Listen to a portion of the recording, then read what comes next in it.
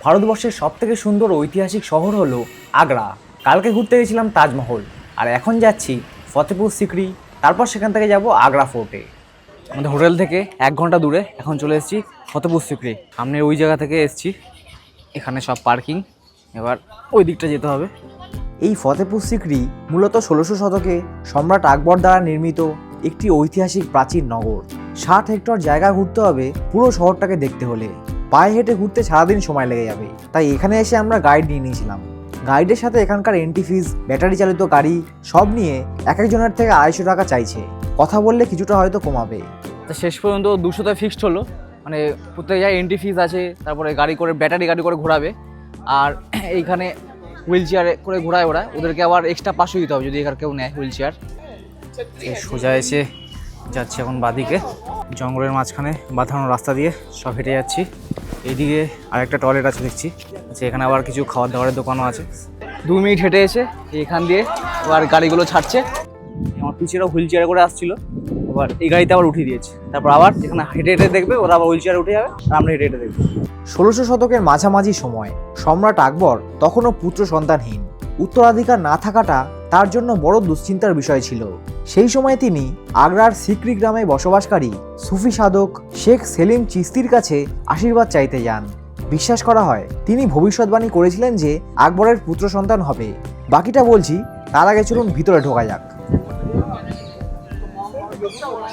আচ্ছা, আমাদের এই টিকিট কাউন্টারের সামনে নামালো। টিকিট আমাদের কাটতে হবে না, কারণ গাইডকে টাকা আগেই দিয়ে দিয়েছি। এখানে টিকিট কাউন্টার, এখান দিয়ে ঢোকার গেট। আচ্ছা, এই জায়গার এন্ট্রি হচ্ছে 50 টাকা। সেই সাধকের ভবিষ্যৎবাণী কিছুদিন পরেই সত্যি হয়েছিল। আকবরের পুত্র সন্তান জন্মায়, যার নাম রাখা হয় সেলিম। পরবর্তীতে যিনি পরিচিত হন সম্রাট জাহাঙ্গীর নামে। এই ঘটনার কৃতজ্ঞতা ও শ্রদ্ধা জানাতেই আকবর 1571 খ্রিস্টাব্দে সিকরি গ্রামে এক নতুন রাজধানী শহর গড়ে তোলার কাজ শুরু করেন। শহরের নাম দেন ফতেপুর, অর্থাৎ বিজয়ের নগর, কারণ এই সময়ে তিনি গুজরাট জয় করেছিলেন। পরে সেই শহরটি পরিচিত হয় ফতেপুর সিকরি নামে। এখানে প্রথমে ঢুকেই যেটা দেখলাম সেটা হলো দেওয়ানে আম। এখানেই সম্রাট আকবর সাধারণ মানুষের কথা শুনতেন। এই হলটা ছিল তুলনামূলকভাবে খোলা ও বড়, যাতে অনেক মানুষ একসাথে দাঁড়িয়ে দরবারে অংশ নিতে পারে। My name Saeed Ahmed. यहाँ भी आपके देखने के लिए 2 जगह है, 2 ठो बाड़ी, राजबाड़ी और गुरुबाड़ी। पहले देखेगा राजबाड़ी, फिर दूसरा देखेगा गुरुबाड़ी। এরপর গাইডের সাথে সাথে আমরা আরো ভিতরের দিকে এগিয়ে চললাম। প্রথমে দেখে নেব রাজবাড়ি, যেটা ছিল সম্রাট আকবরের ব্যক্তিগত বাসস্থান ও রাজ পরিবারের এলাকা। এখানে আকবর থাকতো তার পরিবারের সাথে, আর এখান থেকেই চলতো তার দৈনন্দিন রাজকীয় জীবন। এটা হচ্ছে দিওয়ানে খাস, আকবরের পার্লামেন্ট। চারিদিক থেকে সরু পাথরের সেতু এসে একটা স্তম্ভের সাথে যুক্ত। উপরে আকবর বসতেন তার মন্ত্রী, সেনাপতি আর বিদেশি অতিথিদের সাথে। মাঝের স্তম্ভটির চারিদিকে মোট 9টি স্তম্ভ আছে, সেগুলোর উপর বসত তার 9 জন মন্ত্রী। রাজনৈতিক সিদ্ধান্ত, যুদ্ধনীতি, কূটনীতি এইসব বড় বড় বিষয় এখানে আলোচনা হতো। हिंदू मुस्लिम क्रिश्चियन सबको एक किया। ऊपर जाने का रास्ता ये बंद किया हुआ है। 4 ठो गेट पर सिक्योरिटी होता था, कोई भी पब्लिक का आदमी भीतर अलाउड नहीं होता था।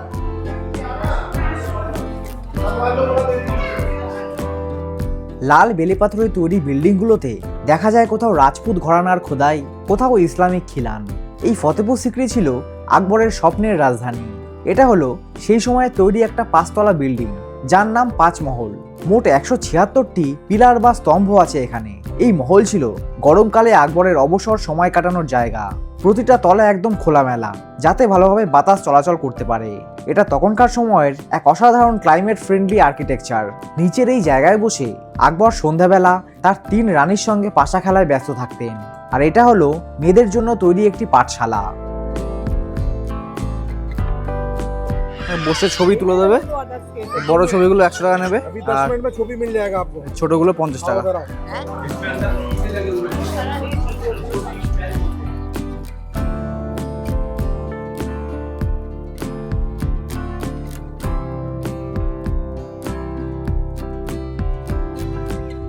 मैंने आपको बताया अकबर का पहला रानी मुस्लिम रुकैया बेगम। ये उनका रूम है जिसको बोलता है शीश मॉल। भीतर में कांच लगा होता था, इसलिए इसको बोलता है शीश मॉल। और भीतर में जितना भी कार्विंग हाथ का कारीगरी है আকবর নিজে সঙ্গীত ও সংস্কৃতির পৃষ্ঠপোষক ছিলেন, তাই এখানে তিনি বানিয়েছিলেন এই ছোট্ট জলাশয়, যেটা ছিল অতিথিদের মুগ্ধ করার জন্য একটা রাজকীয় বিনোদনের জায়গা। রাজদরবারের বিভিন্ন সঙ্গীতানুষ্ঠান ও কবিতা পাঠ হতো এই জায়গায়। মাঝখানে একটা ছোট চতুষ্কোণ মঞ্চ আছে, যা চারিদিক থেকে সরু পাথরের পথ দিয়ে যুক্ত। এই মঞ্চে বসে গান গাইতেন বিখ্যাত সঙ্গীতজ্ঞ তানসেন, আর ওই মহলে বসে তার গান উপভোগ করতেন সম্রাট আকবর। এর একদম উপরের তলায় ছিল তার বেডরুম। এখন যেটা দেখতে যাচ্ছি সেটা হলো সুনেহরা মাকান, মানে সোনালী বাড়ি। ভবনের ভিতরের দেয়ালে সোনালী রঙের নকশা ও গোল্ডেন পেন্টিং ছিল। সূর্যের আলো পড়লে ঘরটা সোনার মতো ঝলমল করত, কিন্তু আজ সেই সোনালী রং আর নেই, তবে নামটা রয়ে গেছে। এটা হলো আকবরের হিন্দু রানী যোধাবাইয়ের রান্নাঘর। তিনি ছিলেন সম্পূর্ণ ভেজিটেরিয়ান, তাই আকবর তাকে এই আলাদা একটা রান্নাঘর তাকে বানিয়ে দিয়েছিলেন। আর এটাও একটা রান্নাঘর, এখানে ননভেজও রান্না হতো।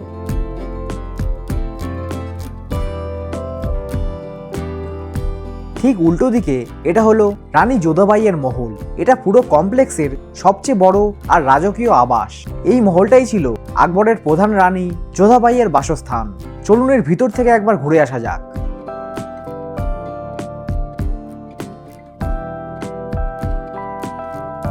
আকবর যখন ফতেপুর সিক্রিকে নিজের রাজধানী বানান, তখনই এই বিশাল হাভেলিটা তৈরি করা হয়, কারণ তিনি চেয়েছিলেন তার প্রধান রানীর জন্য এমন একটা জায়গা যেখানে রাজপুত ঐতিহ্য আর মুঘল রাজকীয়তা দুটোই একসাথে থাকবে। তাই এর ভিতরে ঢুকলেই দেখা যায় একদম অন্য জগৎ। খোলা উঠান, চারপাশে ঘর, বারান্দা আর খোদাই করা স্তম্ভ। এই নকশা হলো রাজপুত হাভেলির বৈশিষ্ট্য, যেখানের পরিবারের গোপনীয়তা আর বাইরের আলো বাতাস দুটোই বজায় থাকে। এখানে একদিকে ছিল ঠান্ডা ঘর আর অন্য দিকেরটা ছিল গরম।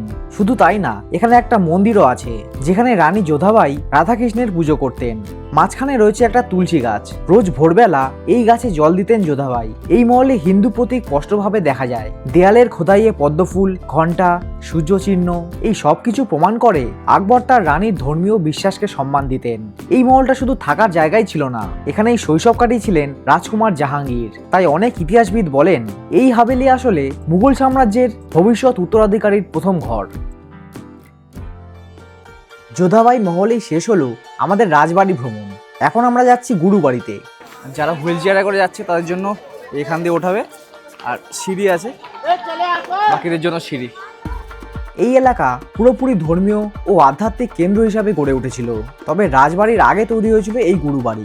আসুন দেখি ভিতরে কি কি আছে। একটা বস্তার মধ্যে জুতো খুলে ভিতরে ঢুকতে হয়। ফতেপুর সিক্রির এই গুরুবাড়ি অঞ্চলটাই এই শহরের আত্মা। রাজবাড়ি শক্তি দেখায় আর গুরুবাড়ি দেখায় আকবরের বিশ্বাস।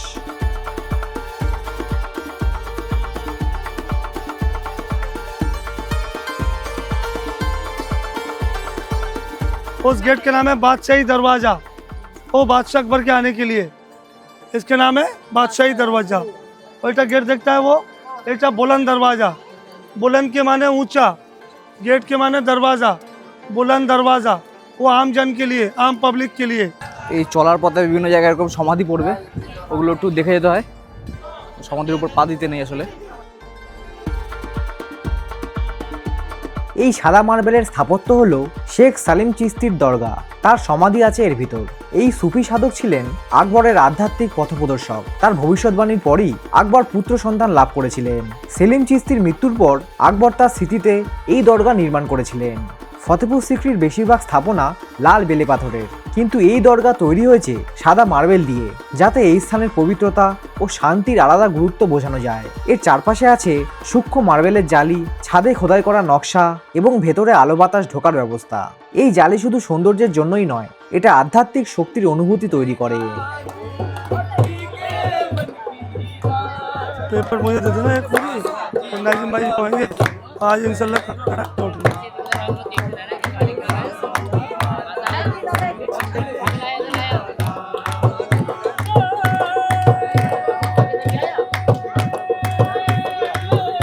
এই দরগা থেকে বেরিয়েই ডান দিকে দেখলাম জামা মসজিদ, ফতেপুর সিক্রির সবচেয়ে বড় ধর্মীয় স্থাপনা এবং গুরুবাড়ি অঞ্চলের মেরুদণ্ড।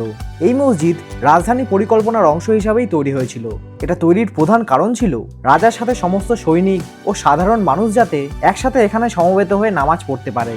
সেলিম চিশতির দরগাকে একা না রেখে আকবর চেয়েছিলেন একটা সম্পূর্ণ ধর্মীয় কমপ্লেক্স বানাতে। এই লাল বেলে পাথরের তৈরি স্থাপত্যের 3 দিক ঘিরে রয়েছে খিলানযুক্ত বারান্দা এবং পশ্চিম দিকে নামাজের স্থান। এখানে পারস্য ইসলামী নকশা ও ভারতীয় স্থানীয় কারিগরির মিশ্রণ দেখা যায়।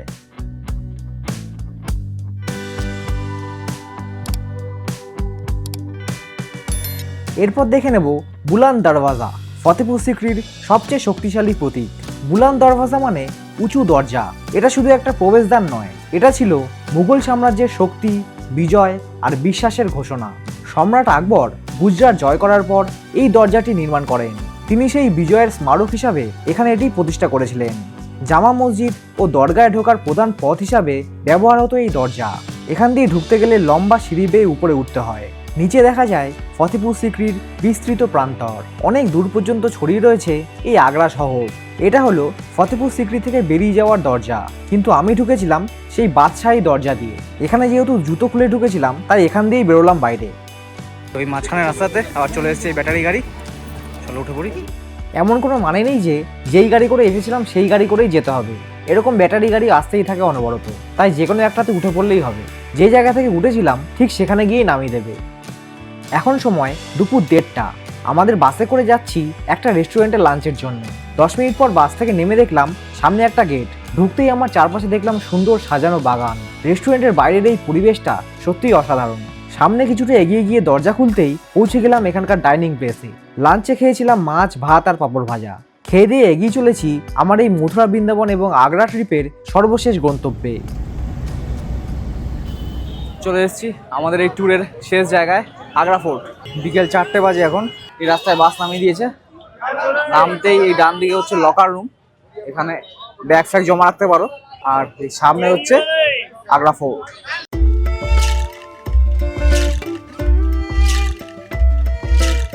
এখানে টিকিট কাউন্টার, 50 টাকা করে টিকিট। তাজমহলের মতো এখানেও বাইরের কোনো অপ্রয়োজনীয় জিনিস নিয়ে ঢুকতে দেয় না, তাই আমার মোবাইল আর মানি ব্যাগ বাদ দিয়ে সবকিছু বাইরে রেখে দিয়ে এগিয়ে চললাম ফোর্টের দিকে। আর ওখানে ব্যাগ রাখতে কোনো টাকা লাগে না। উত্তরপ্রদেশ রাজ্যের আগ্রা শহরে অবস্থিত একটি বিশাল ঐতিহাসিক দুর্গ হলো এই আগ্রা ফোর্ট। তাজমহল থেকে এই ফোর্টের দূরত্ব মাত্র 2.5 কিলোমিটার। একসময় এটি ছিল মুঘল সাম্রাজ্যের প্রধান রাজপ্রাসাদ ও প্রশাসনিক কেন্দ্র। ভিতরে ঢুকে একটা বোর্ড দেখলাম যেখানে লেখা ছিল যে ভিতরে কি কি জিনিস নিয়ে ঢোকা যাবে না। তবে এই বোর্ড বাইরে থাকলে বেশি ভালো হতো। তাহলে চলুন এবার এই দুর্গকে একদম কাছ থেকে দেখে নেওয়া যাক। এখান থেকে টিকিট দেখিয়ে ঢুকতে হয় ভিতরে। আগ্রার প্রত্যেকটা স্থাপত্য এত বড়, যা দেখার জন্য কালকে থেকে উপরের দিকেই তাকিয়ে আছি। এই আগ্রা ফোর্টের ইতিহাস খুবই প্রাচীন। প্রথমে এই জায়গায় একটি ইটের দুর্গ ছিল, যেটি চৌহান রাজপুতরা নির্মাণ করেছিলেন। পরে 1558 খ্রিস্টাব্দে মুঘল সম্রাট আকবর এই দুর্গকে নতুন করে নির্মাণের সিদ্ধান্ত নেন। টানা 8 বছর ধরে কাজ চলার পর 1573 সালে লাল বেলেপাথর দিয়ে তৈরি এই বিশাল দুর্গ সম্পন্ন হয়। আকবরের পর তার ছেলে জাহাঙ্গীর এবং নাতি শাহজাহান এই দুর্গে আরো অনেক সুন্দর স্থাপত্য যোগ করেন। শাহজাহান সাদা মার্বেল ব্যবহার করে দুর্গের ভিতরে অনেক রাজকীয় প্রাসাদ নির্মাণ করেছিলেন। জীবনের শেষ সময় শাহজাহান এই দুর্গের ভিতরেই বন্দী ছিলেন। সেই সময় তিনি এখানকার একটি জানলা দিয়ে দূরে তাজমহলের দিকে তাকিয়ে থাকতেন।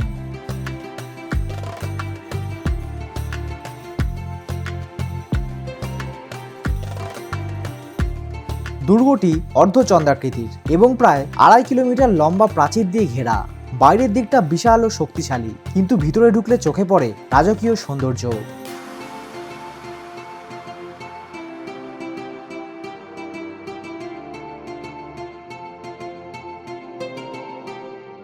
দুর্গের প্রধান প্রবেশদ্বার দিল্লি গেট ও লাহোরি গেট। ভিতরে রয়েছে জাহাঙ্গীর মহল, খাস মহল, দিওয়ানে আম, দিওয়ানে খাস এবং শীষ মহল।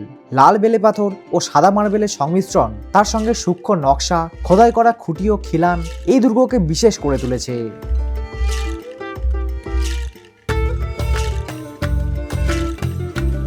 এখানে পারস্য, ইসলামিক ও ভারতীয় স্থাপত্যের সুন্দর মেলবন্ধন দেখা যায়।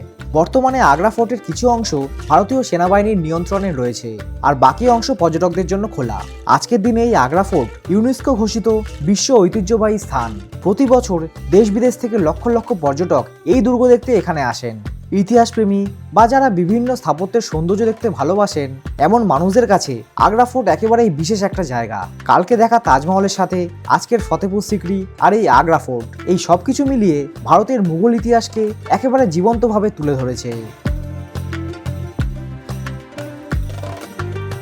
এখানে সন্ধ্যাবেলা একটা লাইট অ্যান্ড সাউন্ড শো হয়, কিন্তু আমাদের সেটা দেখার সময় ছিল না, কারণ আজকে সন্ধ্যে 6:45 ট্রেন আছে আগ্রা ফোর্ট স্টেশন থেকে।